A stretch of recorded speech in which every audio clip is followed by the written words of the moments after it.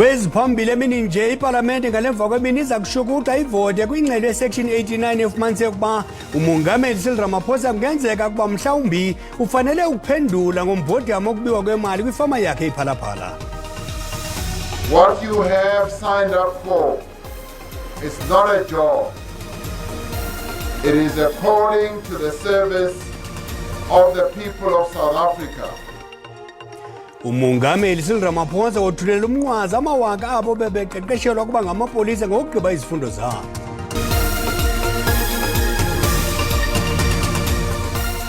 Egameni lonondaba belijelo ndiyabhodisa mawethu ndingalebasanga mandadele enzulwini.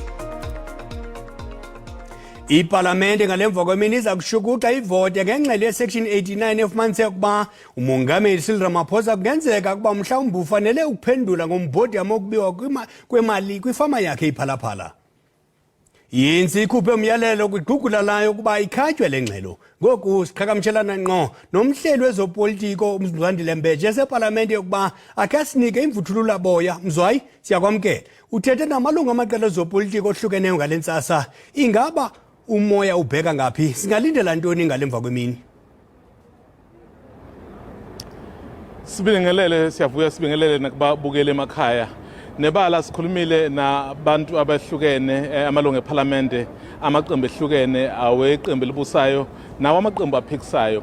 Abaholi ke kumbe amalungu ePalamente eqembu eliphikisayo bacacisile ukuthi bona bazovotela ukuthi lo mbiko uphasiswe. Kodwa ke iqembu elibusayo lithi lo mbiko lizovuchitha. Kodwa into ebalulekile ke siyavuya kulombiko kumbe eqenjini elibusayo ukuthi kukhona labo abathi bona bazophikisana neqembu. Sikhulumile ke nomuntu njengo uRamaphosa ubeveleshe kudala ukuthi yena uzovota evote lokho okuzomenza ukuthi evote namaqembu aphikisayo ephambana nalokho okusho iqembu lakhe ke. Saphinde sakhuluma futhi noPhumulo Maswale naye uthe yebo uzolandela umgudu weqembu. Kodwa into ke afuna ukuthi eyibone yenzeka mase kuvotiwe la ukuthi umongameli kumele ekwazi ukuphendula izinto abafisa ukuzazi. Phela laba bangabanye asebevele bashilo basho bathi ngoba nje kuya kwenkomfa ngeviki elizayo umongameli kumele ehle esikhundleni. Kanye ke kulo malungu kezwayi ingaba kuzakwenzeka ntoni kuwo lawe ANC azakuphikisana neqela lawo? Qondisa kwezigwegwe kumbe ngokuhamba komgudu weqembu uma kuukuthi uzovota uphikisane neqembu kuyacaca ukuthi iqembu linelungelo lokuthathela izinyathelo. Uzokhumbula phela siyavuya ukuthi lokhu kuvota akuzokuvota emfihlakalelweni. Abantu abazovota izwe lonke lizobe libona ukuthi bavotelani. Uma kuukuthi ke uvota uphikisana nalokho iqembu elikuthumele ukuthi ukwenze lizoba nelungelo lokuthi likuhoxise kumbe liqondise izigwegwe ngoba phela uhlelo lwethu lwasePalamente njengeNingizimu Afrika awuziyeli nje ePalamente uya njengoba uthunywe yiqembu. Uma kuukuthi ke uzohamba namasosha uyempini esikhundleni sokuthi ulwe nezitha wena ujikele labo olwa nabo, ngiyacabanga ukuthi ke neqembu nalo liyokuthathela izinyathelo. Silindeleke ukuthi labo bazophambana neqembu bethathelwe izinyathelo. Okugqibela ke Shandu kaNdaba ukuba iPalamente iyamkela le ngxelo lithini inyathelo elilandelayo kwaye ukuba ngaba iyayikhaba into nezakwenzeka? Uma kuukuthi ke iPalamente iyayimukela lo mbiko njengoba usushilo kosho ukuthi ke inqubo yokuthi umongameli egcine ekhishwa esikhundleni iyaqala. Kodwa akusho ukuthi uzokhishwa, kusho ukuthi ke kuzoba nophenyo. Lolu phenyo ke kuba namakomiti amaningi azosungulwa ephenye abantu abaningi behlohlwe imibuzo.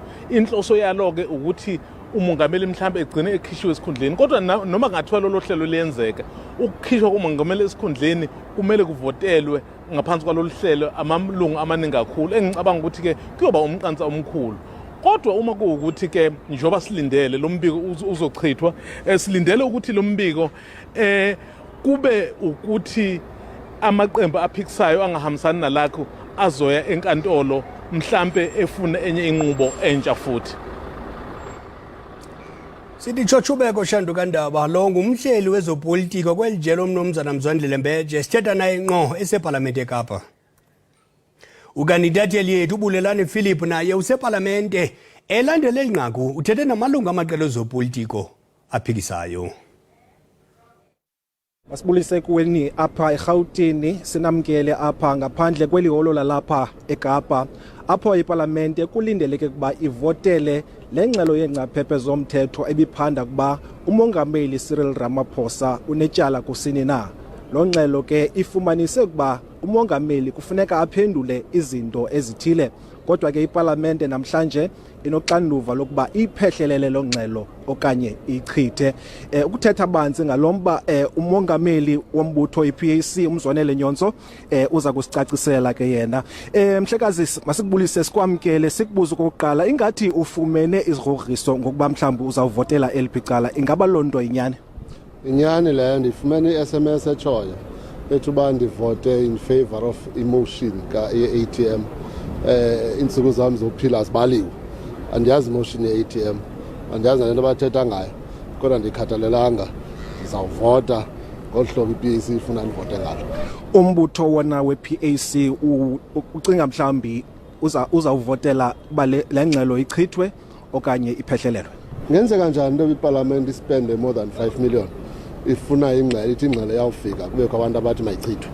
Izovotela into yoba le ngxelo iphumelele, umongameli makaphendule le chance yakhe yoba naye acacise icala lakhe lestori. Kaloku kufanele kubekho ikomiti yase-Parliament, impeachment committee, imbize azophendula kuyo uba kanjani abantu belala bengatyanga kubekho umuntu oqamela ngeebillions, kanjani i-economy nje kubekho umuntu oneebillions esofeni, kanjani abantu bengena shelter izindle phezu kwentloko zabo ebusuku kodwa kukho umuntu oneebillions abe lo muntu engu-number 1 citizen, the president of the country. So ngokuqinisekileyo ikhona into efuneka iphendule upresident. Umongameli uRamaphosa uthulela umnqwazi amawaka abo bebeqeqeshelwa ukuba ngamapolisa ngokugqiba izifundo zabo. Uthi njengoko ifikelele esiphelweni le nkqubo yokuqeqeshwa kwabo ngoku banoxanduva lokuba zizicaka nabakhuseli babemi beli. Umongameli Ramaphosa ukuthethe oku kumsitho weentsuku ezintathu wokubhiyozela umlisana nomthinjana oligqibileyo uqeqesho lwesipolisa yathi ePitoli. Umongameli weli umnumzana Ramaphosa wenze intetho ephambili kumsitho kwamkela amapolisa amatsha naphuma kumaziko oqeqesho ahlukeneyo kweli ePitoli namhlanje. URamaphosa ubongozela amapolisa kuba abeke imfuno zabemi beli phambili. What you have signed up for is not a job. It is a calling to the service of the people of South Africa.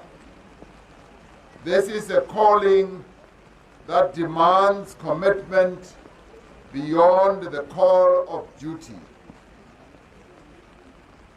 As our police, you are our first line of defense, protecting and serving our citizens, our communities and our country.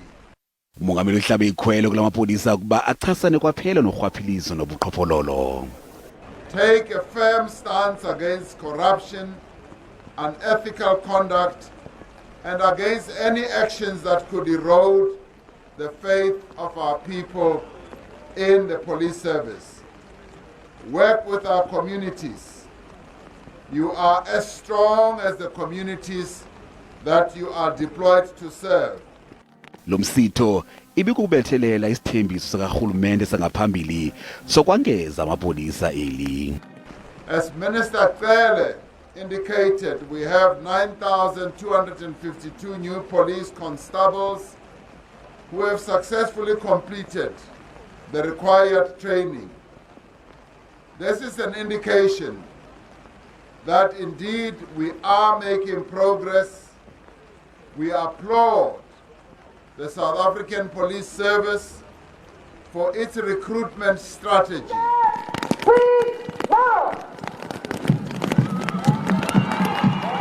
Ramaphosa uthi namapolisa mawahambe asebenzisana noluntu akhokhelise uthando phambili. Ababukeli basityandigila kwikhasi lethu leWhatsApp ngabakulindeleyo kwingxoxo-mpikiswano novoto oluzakuqhuba ePalamente ngalemva kwemini ngengxelo yegqiza ebeliphanda ngebholo lefama iPhalaPhala. Ayimangazi yona le nto izokwenzakala namhlanje ngoba i-ANC izokhusela umongameli wayo, into abayiqhelileyo ukuyenza. into edimangaza kakhulu loba baqhubeleke ngokusimoshela imali nexesha ngoba ezi ngxelo zabazithathile ingqalelo. Endikulindeleyo nje ndilindele into yoba umongameli abhunce ePalamente ngoba uba ngaba kuzovotwa ngevoti eyimfihlo hayi uzobhunca bazozama ukumxhasa ngazo zonke indlela amalungu ePalamente ingakumbi amalungu ombutho wakhe umbutho olawulayo. Ngokwami ngithi ake silinde lona iPalamente sibone ukuthi ke baphuma nasiphi isigqibo mayelana nodaba lase-Phalaphala kodwa nje ngokwami bengithi uRamaphosa ke bemnike i-second chance yakhe njengabanye omongameli ke sibone ukuthi ke usazoqhubeka nani. Msakazi ukuhlangana kwePalamente namuhla mayelana nodaba likamongameli sicabanga ukuthi amaqembu amaningi ezepolitiki nawo azofaka ucopho kulento ebenesandla ekuthenini bemketule esikhundleni kodwa uma umbiko uveza ukuthi kukhona ucopho abanawo abalandele umthetho abawunqumo ukuthi onecala akabuyisele eceleni ubambe okhona esikhundleni. Abahlali eDithabanenge ngaseLibowarhomo kwiphondo laseLimpopo bavale mba iziko lempilo. Elidaba limalunga nemali kwabinzwa ngayo kwisebe lezempilo inkampani yomgodi kwinzame zokuba kulungiswe ikliniki yabo. Abahlali batyhola ngelithi isebe lithathe le mali layisebenzisela ukwakha ikliniki entsha kwenye ilali. Sekuphele iveki ezibini kwavalwa kweliziko mpilo laseDithabanenge kwaye oku kuchaphazela inkonzo ezingundoqo zezempilo kwilali ezinhlanu. Abahlali bathi bacela inkxaso-mali kwinkampani yomgodi yaseLonmin ngo-2014 ukuze bakwazi ukwakha iziko mpilo elitsha nanjengoko elalikho lalibhidlika. Bathi eso sicelo savunywa inkampani banikwa nomhlaba wokwakha. Kungoku nje batyhola isebe lezempilo ngokusebenzisa le mali ngaphaya kwe-6 million rand ukwakha iziko lezempilo kwenye ilali. Bathi abasemagunyeni kwezempilo bathathe le mali bayokwakha iziko mpilo kwilali yasemakurunga ngaphandle kokubamba ingxoxo kunye nabo. Siyayifuna le kliniki side bafaka isicelo eLonmin ngoku ke mayakhiwe kwilali yethu kutheni nje izokwakhiwa kwenye ilali. Abanye abahlali baseDithabanenge bathi bayasokola ukufumana unyango lwezempilo susela oko kwavalwa ikliniki yabo. Abantu abagulayo abakwazi ukufumana uncedo oko kwavalwa le kliniki. Uthi thina sifuna iLonmin isakhela ikliniki kulaa mali yayinikele ngayo kuthi singabahlali balapha. Abahlali basemakurunga mabayeke ukulwa nathi bazifakele sabo isicelo. Kusenjalo abasemagunyeni kwelisebe bathi oluxambuliswano ludale ulibaziseko kwinkqubo yokwakhiwa kwekliniki entsha. These two communities are not agreeing. We might need to take that money, utilize them at the local hospital, that is Libowarhomo Hospital or Thabamopo Hospital, that is in the local area where these two communities will still benefit, instead of having this money been taken away by the mines because the two communities could not agree. Even now, we had made headways of some sort of agreement with the two communities. Unfortunately, we were surprised when some few days back, we're told that one group of the two communities came and closed the local clinic and so on and so on. So the department has never at any point tried to dictate where the clinic must be built. Oku kuvalwa kweliziko mpilo kuchaphazela abahlali bakwilali yaseMaraleng, eDithabanenge, eMakurunga, eMalikapane nelali yaseSemilwane. Amaqela aphikisayo kwiphondo lomntla-ntshona atyhola i-ANC ngokusebenzisa iziseko zikarhulumente ukuzigayela inkxaso phambi konyulo lovalo-sikhewu kumasipala iDitlobota ngomso. Ukukulandela ukunikezelwa kweziqinisekiso zobunini ezingaphezulu kweewaka zezindlu zexabiso elifikelelekayo ngumphathi wokuhlaliswa koluntu kweli phondo. Zizikhululo zovoto ezingaphezulu ku-200 ekulindeleke ukuba zivule ngomso ngelixa kushiywa nangotyefezo kwizihlalo zoceba ezingama-20 kunye nezili-19 zoceba bemibutho. Amaqela aphikisayo atyhola i-ANC ngokusebenzisa iziseko zikarhulumente ukuzigayela inkxaso kolunyulo lovalo-sikhewu. Just last month, the very same department was before the portfolio committee giving us their annual report, and they reported that out of the 40,000 title deeds in the province that had to be dealt with, they only achieved 1,000, meaning that about 39,000 is still not achieved. All of a sudden today you are able to do 1,700, and in a town where there are by-elections. Neqela le-EFF lithi alothukanga ngamaqhinga amadala i-ANC la. The ANC has always used state resources for electioneering, and we have seen that when its president, Cyril Ramaphosa, came to Itsoseng and Budibe, where all of a sudden, a day before his visit, we saw public works all over, patching potholes, cleaning the dumping sites in those particular areas where its president was visiting. Umphathiswa wokuhlaliswa koluntu eMntla-Ntshona uyazikhaba ezizitsholo zokuba iqela lakhe i-ANC lisebenzisa iinkonzo zikarhulumente ukuzigayela inkxaso kubavoti. When did I start becoming an MEC? It's 14 days ago. And I've been in Ditsobotla and other areas. I've been doing this work. You will recall, because we were at conference, in my capacity as the chairperson of the ANC, I said our focus is going to be on service delivery and on a daily basis. Amaqela aphikisayo athi aza kufaka isikhalazo kumkhuseli woluntu ukuba aphande into athi kungabikho komda phakathi kukarhulumente kunye neqela lezopolitiko. Koko masiphosa amehlo kumagqaba nje ezithe zaqaqamba kwihlabathi. Amapolisa asePeru angquzulene nabaqhankqalazi abanyanzelisa ukuchithwa korhulumente bememelela ukubanjwa konyulo lwentando yesininzi bakwanyevulela umongameli Dina Boluarte ongene emva kokukhiqwa kwaPedro Castillo kwitrone yolawulo. Uthi kusweleka abantu abahlanu kodwa kuthuleke icwaka ngumnqatshi wenkosikazi lo. Umongameli Dina Boluarte ufungiswe kwiveki epheleyo emva kokuguzulwa kaCastillo ngokuzama ukumilisela inguqu kwindlowiso-mthetho kwiinzame zokuthintela ivoti yokungalithembi ulawulo lwakhe. Qakatha qelele kwisiqithi iAustralia kusweleke abantu abathandathu kuquka namapolisa amabini kwilali zaseQueensland avakalise oko amagosa aseburhulumenteni ngenjixukuxa. To lose 2 officers in one incident is absolutely devastating. This event is the largest loss of life, police life, we have suffered in a single incident in many years. Amapolisa besabela kwikhwelo lokuphicana phantsi kwezicithi umntu obhengezwe njengolahlekileyo kweqhusa kaumbhodamo. Xa siqwela ingqokoqo amakhulukhulu osanta abaziwa ngoFather Christmas bathutheleke emayine ngelokuzilolongela uxanduva lwabo kwezi holide zeKrisimesi. Umnyhadala olonyaka ubinze i-130,000 yeerandi kwimibutho engenzi nzuzo. Qonqololo. Ukanda sibuyi ngokuhlwa nje ngenxa yendebe yehlabathi. Qonqololo.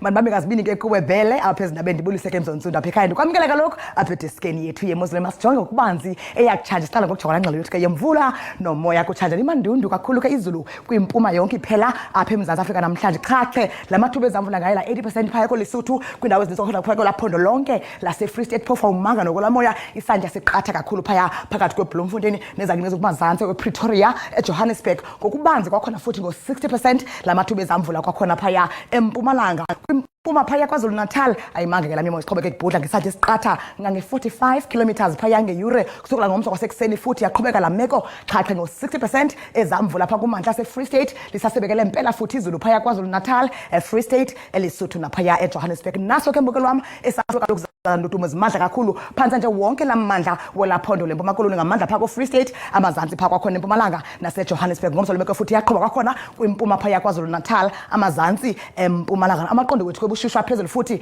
ngayo kaloku lemva komini namhlanje kumandi futhi phakusebekele kodwa phaya eDiara ngo-30 kanti liphole kamandi phaya eBloemfontein ngama-28 kuyatshisa eKimberley ngo-31 Vryburg 26 efana nqwakhe phofu naphaya eNorthwest eMahikeng ngo-26 liphalale kwakhona futhi ku-28 kanti kuyatshisa eMusina ngo-33 ngokuhlwa nje 17 phaya eMahikeng Pretoria li-17 kusekuhle phaya eFree State ngo-15 eDiara ibuye nje beli-18 kanti entshona koloni phaa ngo-10 eSutherland kubuye kuphole kamandi phaya eKapa ngo-18 efana ke phofu naphaya eVostile ngomso emva kwemini phaya eBethlehem kwakhona futhi ngawo la-26 ngokokuhamba kosuku phaya ngomso kusemnandi kodwa noxa kusibekele phaya eBloemfontein ngo-30 Kimberley ngama-32 efana nqwakhe phofu naphaya eDiara Vryburg kwakhona mhle kakhulu la-29 ngokokuhamba kwemini phaya ngomso 29 futhi efana nqwakhe naphaya eMahikeng eliphalale kutshisa kamandi phaya ngama-30 aphezulu ngokokuhamba kosuku sekuhle futhi naphaya eLimpopo eMusina ngo-34 sekuthi phaya ePolokwane ngama-27 ngokokuhamba kwemini ngomso phalaborwa kumnandi kwakhona phaya ngo-34 kokugqibela